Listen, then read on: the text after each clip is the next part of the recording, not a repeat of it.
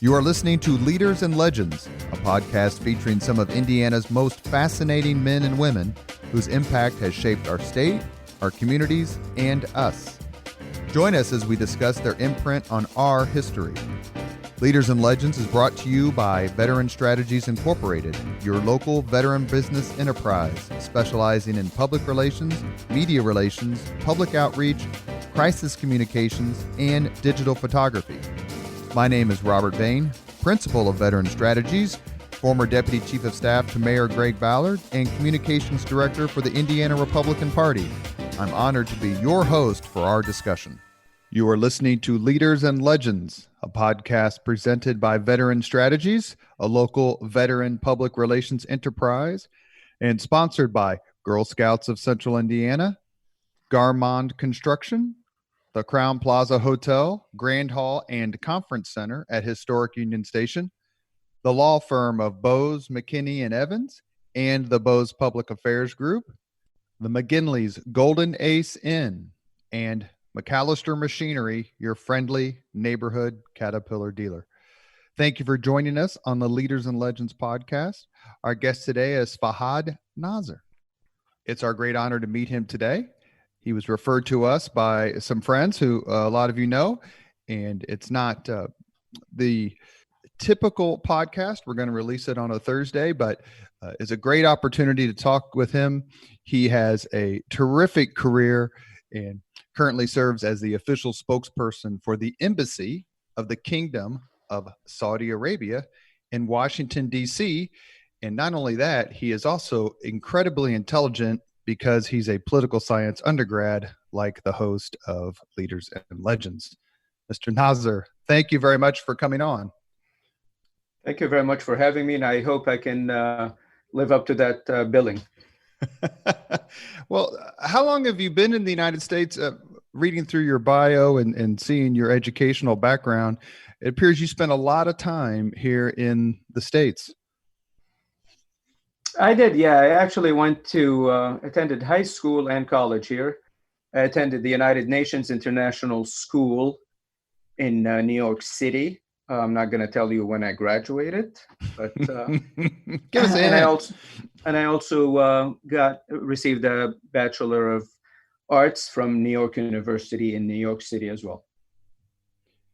Were you at St. John's University, and that's where you received your master's degree in political science? Were you at St.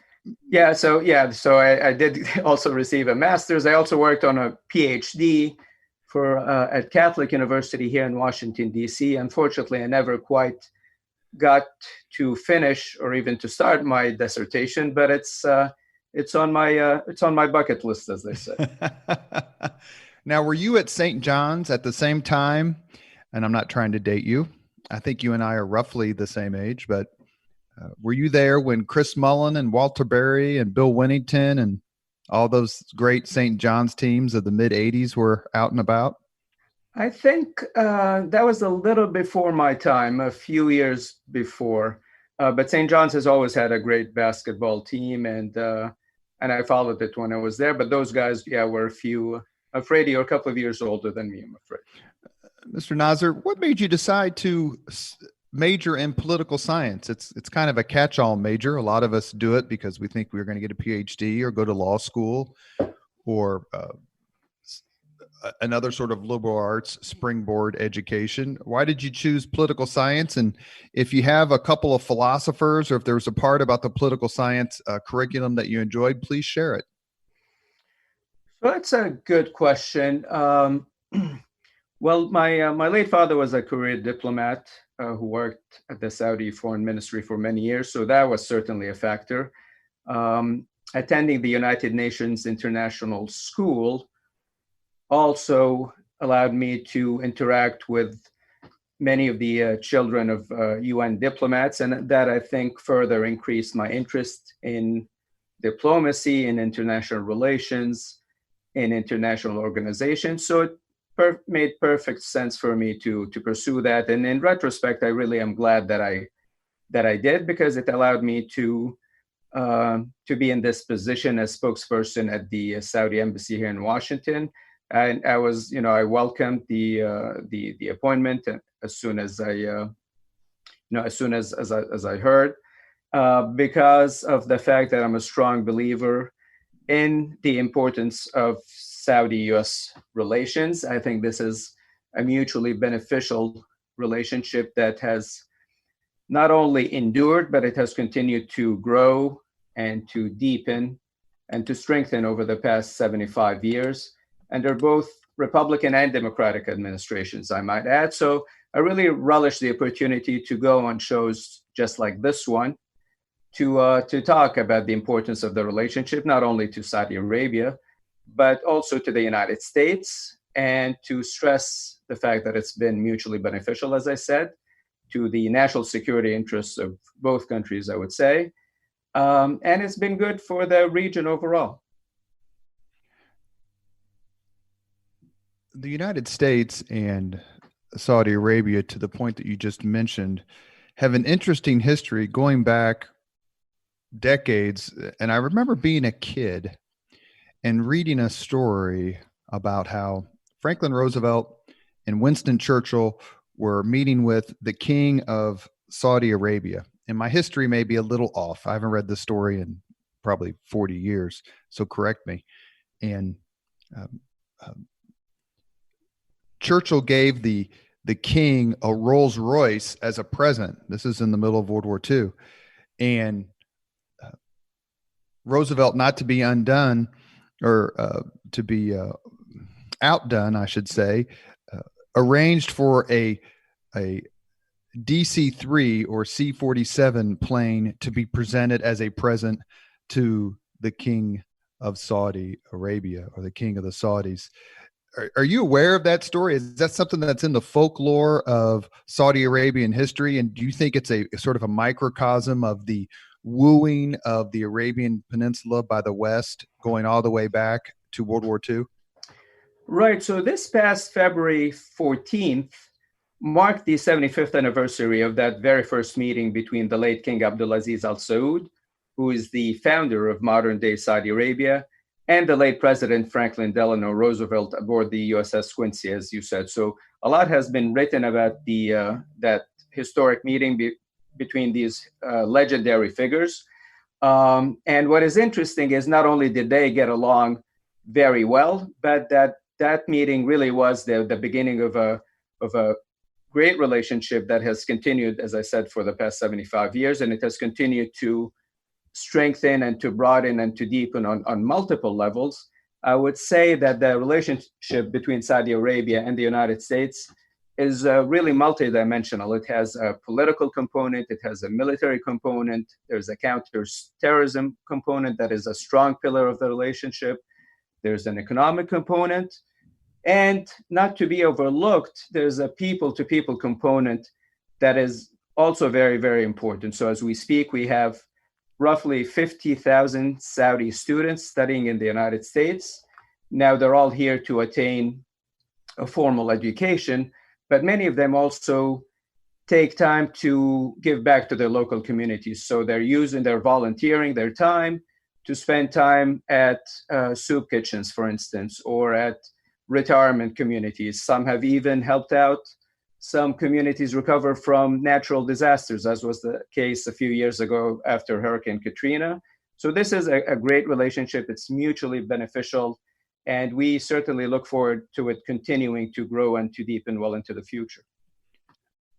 If you were in front of 1,000 Americans, multi-generational Americans who may or may not pay attention to international affairs in any way, and you had to address 2 or 3 misconceptions about Saudi Arabia, which 2 or 3 would you choose? Well, there's a few, but I will start by focusing on the fact that we work very, very closely together on counterterrorism. So this is, as I said, is one of the pillars of the relationship. In many ways, Saudi Arabia has been at the forefront of the international community's effort to counter terrorist groups for many years. The kingdom has used every means at its disposal to counter the men, the mindset, and the money that allow Al-Qaeda, ISIS, and other terrorist groups to recruit followers and to threaten not just entire communities, but even entire nations. I think that it's important for your listeners to realize that the terrorists who have struck the United States and England and France and other countries have also targeted Saudi Arabia on multiple occasions. They have targeted our leadership, they have targeted our military personnel, and even our holiest religious institutions in Mecca and Medina on multiple occasions. So counterterrorism between the two countries has been crucial. It has been a linchpin of the relationship, and it has advanced the national security interests of both nations, but it has certainly, I would say, helped save the lives of thousands of both Saudis and Americans. Saudi Arabia seems to be both geographically and perhaps philosophically right in the center, the middle of not only the Arabian Peninsula, of course, but the Middle East as a whole. Is that how Saudi Arabia sees itself, in the sense of, let us work with you so that we can work together with everyone, both in the Middle East and outside? So Saudi Arabia has been blessed to be the home of the two holiest sites in Islam, and it is also the birthplace of Islam. So that has been a blessing, but it also comes with certain responsibilities and expectations. And it does put us in a unique position in the Islamic world. So people expect us, people in the Muslim majority countries expect us to lead. And whenever we can, we certainly do that. We are also blessed to be a relatively wealthy nation. We have been blessed with natural resources, especially oil. And so we have used some of these resources, as you alluded, to help bring stability and prosperity to not only the Middle East, but also the broader Muslim community. So whenever possible, we have used our good offices. We have tried to mediate, resolve some of the disputes around us. We have used some of our wealth to help some of the neighboring nations through financial assistance and things along those lines. So yes, we are, I think, blessed to be in that position, but with that position comes a lot of responsibility, and we welcome the responsibility. We take every chance we can to bring stability and prosperity to the region, because we think those two things often go hand in hand. You are listening to the Leaders and Legends podcast. It is our great honor to speak with Fahad Nazer, the official spokesperson for the Embassy of the Kingdom of Saudi Arabia in Washington, D.C.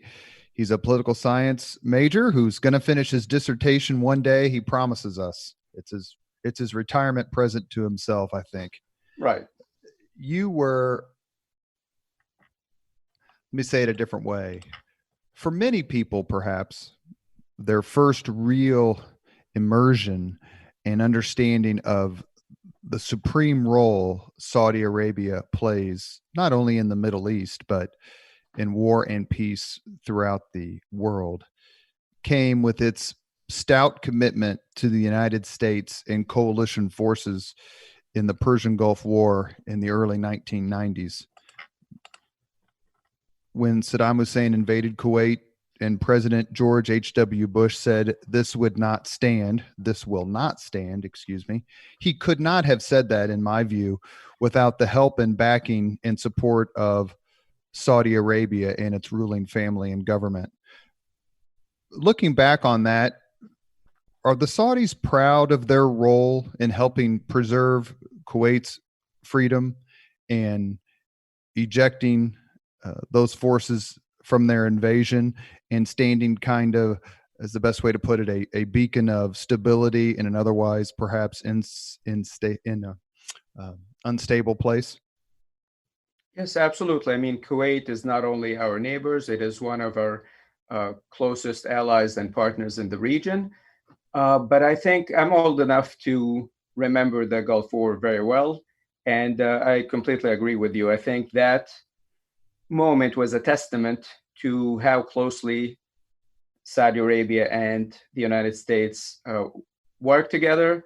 It was a testament to the partnership and to the alliance, because, and I don't use the word alliance loosely, but I think that is what it was, because our forces, as you said, stood and fought side by side to expel the invading troops of Saddam Hussein from Kuwait.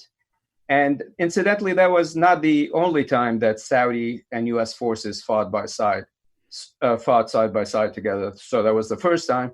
But then we did it again more recently in 2014, when again we worked closely together. Our troops fought side by side to expel the terrorist group ISIS from Syria and Iraq. So, these are two incidents where our troops fought together against our common foes. And I think that is a testament to the strength of the relationship and to the fact that we have not only mutual interests but that we face many of the same threats and concerns, and we have for a long period of time. I'm currently reading a book by an author named Jay Winnick, and it's about the decade 1790 to 1800. And part of it deals with the war between Russia and Catherine the Great and the Ottoman Empire. And the author makes a point to write, it's a brilliant book, it's terrific, to make the point of how much the Arab and Muslim world, its culture, its technology, its inventions have both influenced and changed Western technology, culture, and science.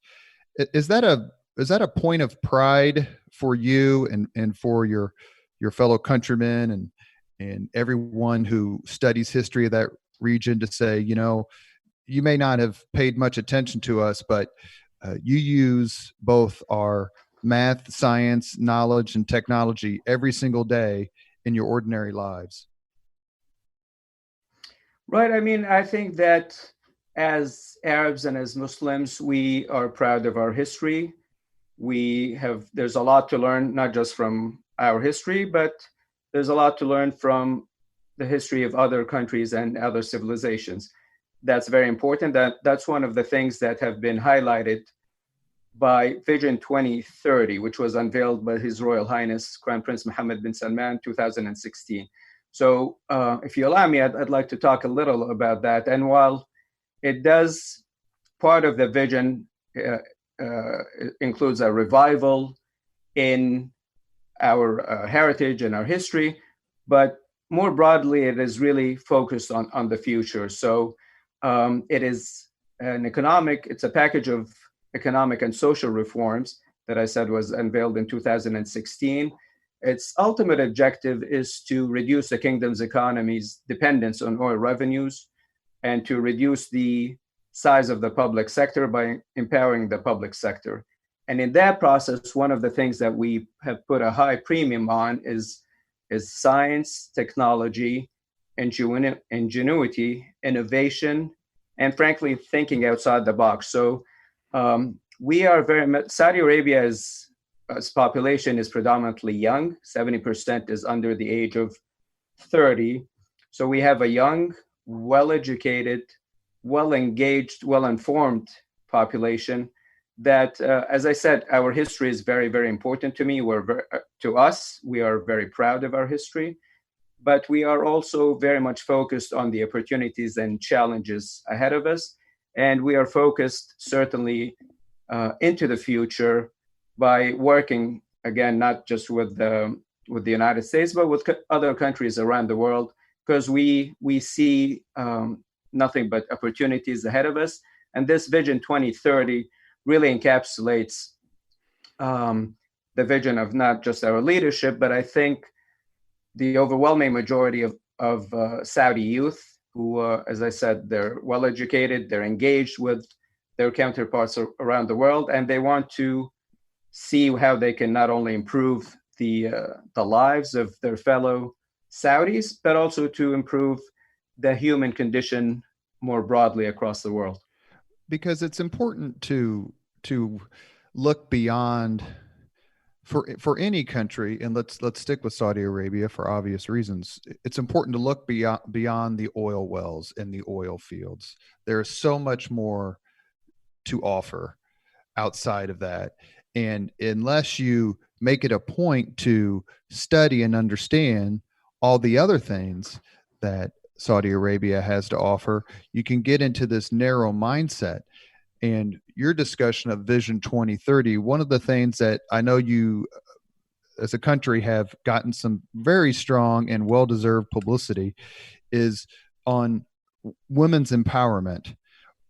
Why, explain to us, please, the Leaders and Legends podcast audience, why that is so important and what, beyond just changing certain things, Saudi Arabia hopes to realize from a push on women empowerment.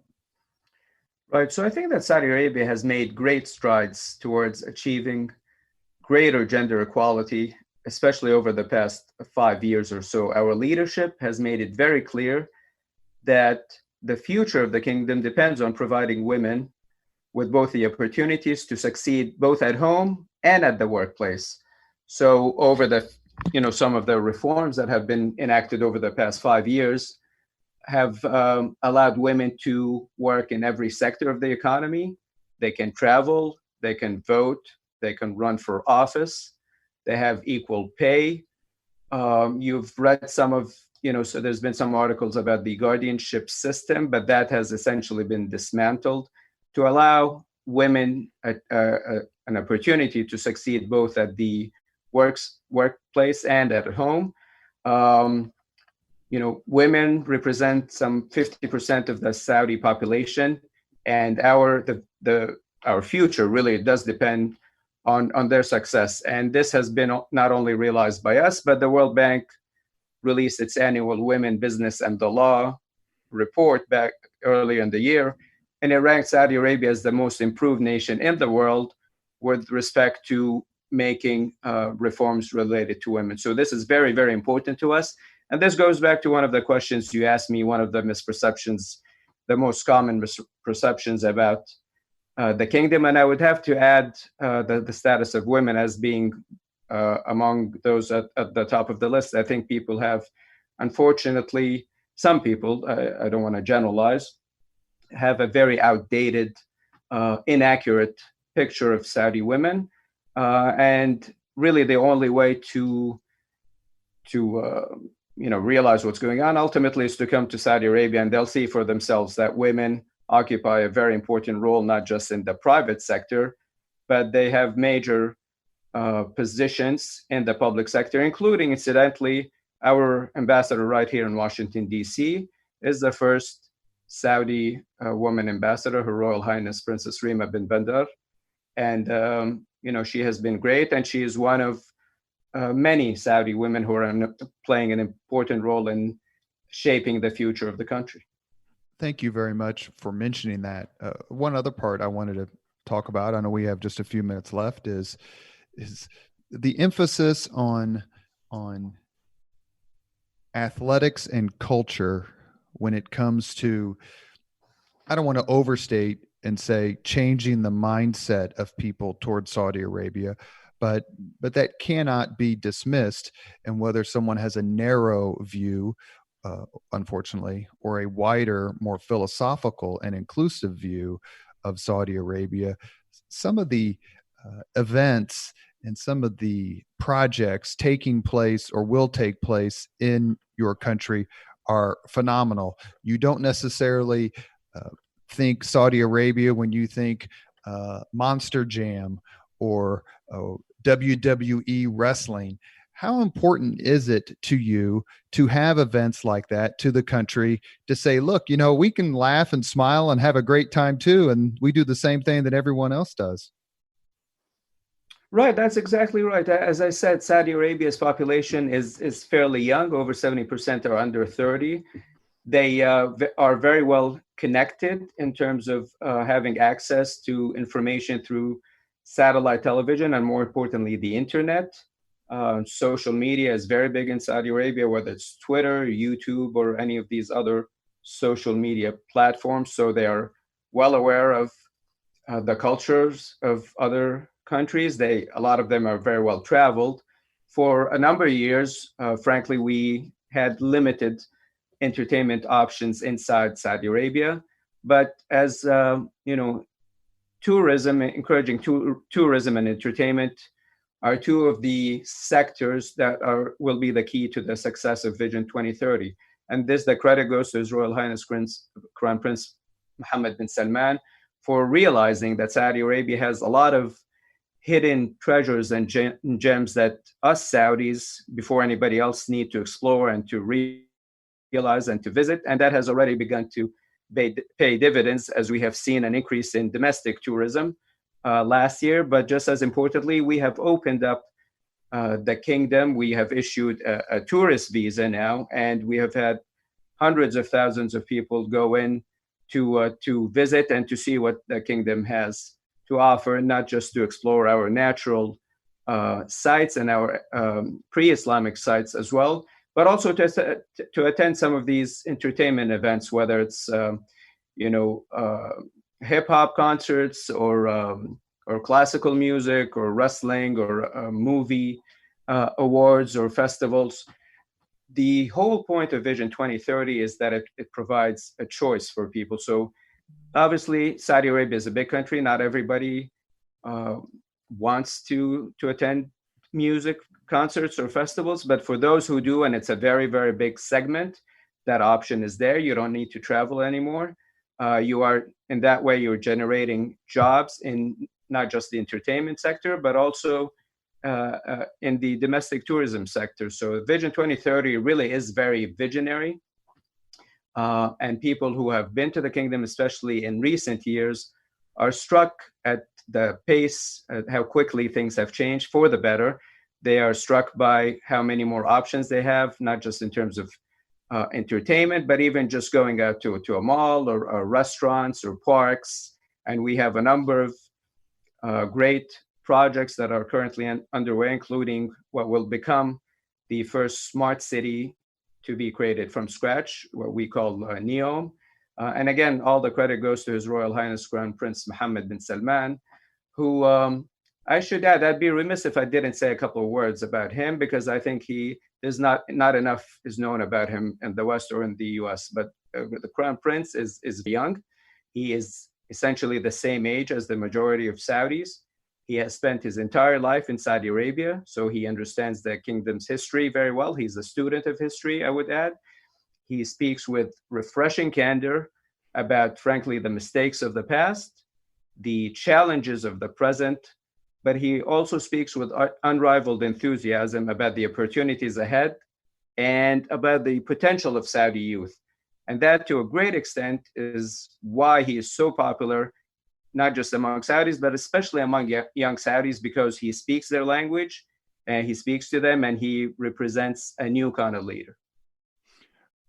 You mentioned the effort to transform Saudi Arabia's economy, to move away from fossil fuels to an extent. What other sorts of economic engines does Saudi Arabia have that the listener just simply may not be aware of? So we do see, as I said, we see a lot of potential in domestic tourism. The kingdom has a lot of great sites that Saudis and non-Saudis have begun to explore. Tourism, as you know, is very labor intensive, so that has the potential to employ hundreds of thousands of Saudis. The same goes for the entertainment sector. There's great potential in the mining sector. There is potential in, there's also potential in internet technology, in the technology sector. There's potential in housing, in medical. The medical field has always been at the top of our priorities in terms of developing state-of-the-art medical institution. That will continue going forward. The same goes for housing. The same goes for education. We are looking for, we like I said, we have a fairly well-educated population, and we are looking to develop every sector of the economy that has not been developed to its full potential over the years because of the fact that we have, frankly, focused a little too much on the energy sector. And again, our leadership has acknowledged that and has said that the energy sector is important to the economy, and it will be for the foreseeable future, but there has to be more to Saudi Arabia's economy than just oil. Now, having said all of that, oil is important for our economy, and it will be for the foreseeable future. And as we have seen in recent weeks, oil will continue to be important for the global economy. And the kingdom has actually orchestrated what was a historic OPEC Plus meeting on April 12th, which reduced global oil production by some 12.5 million barrels a day. And that has begun to pay dividends, as we're beginning to see now, with a significant increase in the price of oil. So oil is an important global commodity, not just for Saudi Arabia, it's obviously important for the United States. And the kingdom is doing everything it can to help stabilize that global commodity and that global market. And anyone who's studied any history, I took a class in graduate school that was roughly focused on the history of medicine. Any study of the history of medicine will put you deep into the Middle East and the Arab world and the Islamic world, true pioneers when it came to treating their fellow human beings that way. Just a couple more questions because I know you have to go, but one of the things I want to ask you about is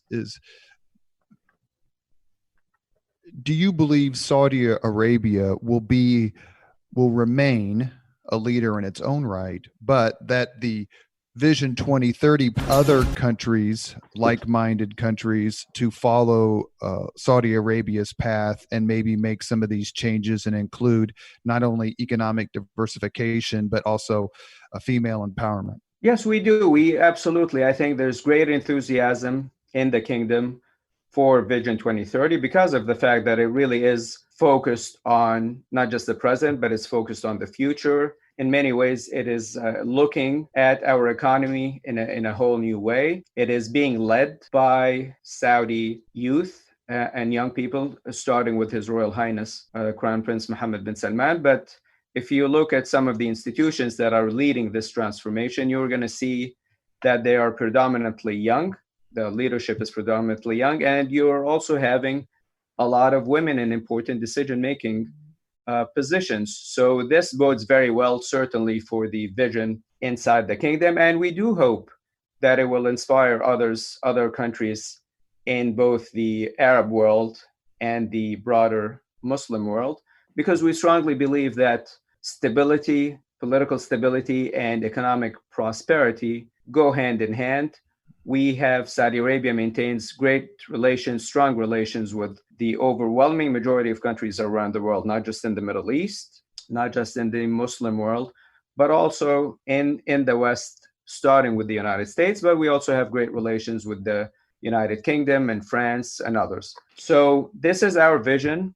It is one that is built on political stability, and we do this multilaterally. We work with our partners to many of the challenges that we face are global in nature, so they require global solutions. So we always look to our partners and our allies. We look to international organizations, multilateral organizations, including the United Nations, to come up with solutions to resolve the ongoing political issues and conflicts in the region and beyond. We also work very closely with our partners and with international organizations, including the World Bank and the IMF and others, to help push global prosperity, because we really do live in a global economy. I think we see examples of this every day. And what has happened with the global oil prices is just the latest reminder that we really do live in a global economy, and what happens in one country and one commodity cannot just be controlled or addressed by one country. Many of the challenges we face are global in nature and require global solutions. So that's our vision. I think we will succeed inside Saudi Arabia, and we hope to inspire others to follow that same route and that same path as well. As we end the Leaders and Legends podcast, we started talking a little bit about your experience in the United States, your education, and uh, attending college and graduate school.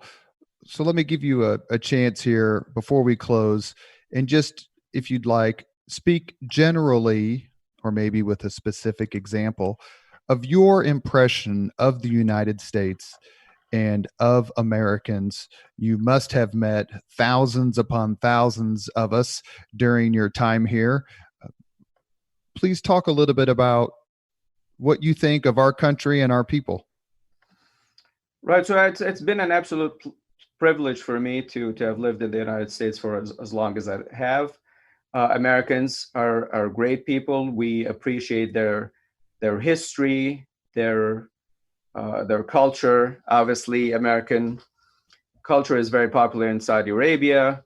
As you said, every pop star, singer, actor, these are household names in Saudi Arabia. We, over the years, hundreds of thousands of Saudis have come to the United States to attain their education, to do some training. Some have come even for medical treatment. Over the years, especially the ones who have spent some time here, have treated, as I said at the outset, have treated the United States as their second home. They have treated some of their classmates and neighbors as an extended part of their family.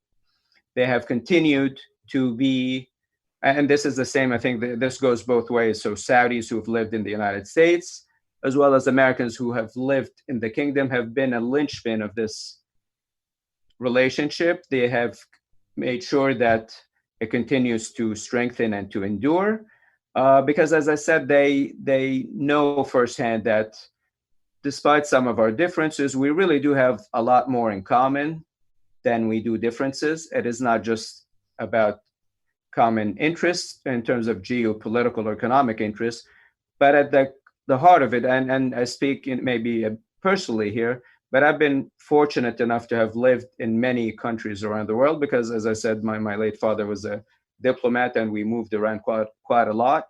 But I think I know for a fact that human beings everywhere really do have a lot more in common than they have differences. At the end of the day, we all want to live in peace. We all want prosperity. We want to live in dignity.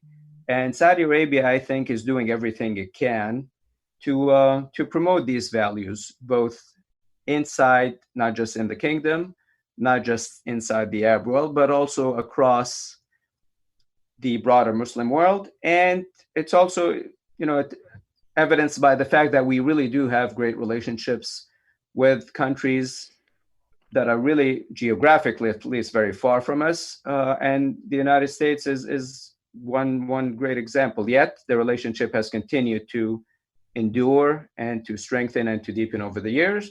And, I certainly am looking forward to this relationship continuing well into the future. My final question is, you mentioned something that you mentioned a few seconds ago, that there's much more that we have in common than what divides us. Unfortunately, one of the things that we have in common these days is COVID-19 and the coronavirus. How are the United States and Saudi Arabia working together to make their people safe and find not necessarily a solution, but a coordinated response to this devastating pandemic? Right. So, the kingdom is doing everything it can, certainly, to protect the health and well-being of Saudi citizens and residents in the kingdom, including the thousands of Americans who live in the kingdom. So our leadership determined very early on that Corona had the potential to be a pandemic, the likes of which we had not seen in a very long time. And by we, I mean the international community. So the kingdom, acted very early. It acted quickly and it acted decisively. We acted a number of precautionary preventative measures to make sure it doesn't spread. That included the closing of all schools and universities. We suspended international and domestic flights. We also instituted a curfew in most major cities.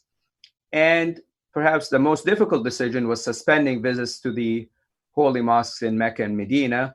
But all of these steps were absolutely necessary, and we have been very successful at containing this virus. Looking at, more broadly beyond the kingdom, it happens that 2020 happens to be the year when the kingdom has the chairmanship of the G20 group. And in our capacity as a president of that group, we convened a special virtual summit in March to focus the world's attention on this pandemic and to establish a more coordinated response. So after the summit, the countries involved resolved to share critical information, for one, that will help us understand how the virus spreads, and by extension will help us better understand how to stop it. They agreed to share material and agreed to also expend more of their economies towards research and development. The kingdom itself has pledged $500 million to support the global effort to help with the emergency preparedness, to help with developing new diagnostics, therapeutics, and vaccines. There's 3 different international organizations that we committed to that this $500 million. This will hopefully will not just impact Saudi Arabia, but the broader international community, obviously including the United States. We actually, as we speak, I don't have the exact figure, but there's a few hundred Saudi doctors working at various medical institutions and hospitals in the United States. The number internationally is about 6,000 Saudi doctors who have elected to stay in about 40 countries around the world or so. They were there for working on internships, and when they elected to stay in those countries to help with those various countries deal with the various corona outbreaks, including here in the United States. So this goes back to the idea that I mentioned earlier, that this is more than just about shared interests, but frankly, this is, I think, about shared values. The Saudi doctors that are in places as varied as Germany, the UK, and the United States are there out of a commitment and a dedication and a realization that this is indeed a pandemic in every sense of the word, and that they have a commitment as doctors to treat people not just in Saudi Arabia, but they're doing it here, regardless, obviously, of whatever differences we might have. So, this is just one small example of the shared interests, the shared responsibilities, and the shared values that I hope I underscored today. You have been listening to Leaders and Legends, a podcast presented by Veteran Strategies, a local veteran public relations enterprise, and sponsored by Girl Scouts of Central Indiana, Garmong Construction, the Crowne Plaza Hotel, Grand Hall, and Conference Center at Historic Union Station, the law firm of Bose, McKinney & Evans, and the Bose Public Affairs Group, the McGinley's Golden Ace Inn, and MacAllister Machinery, your friendly neighborhood Caterpillar dealer.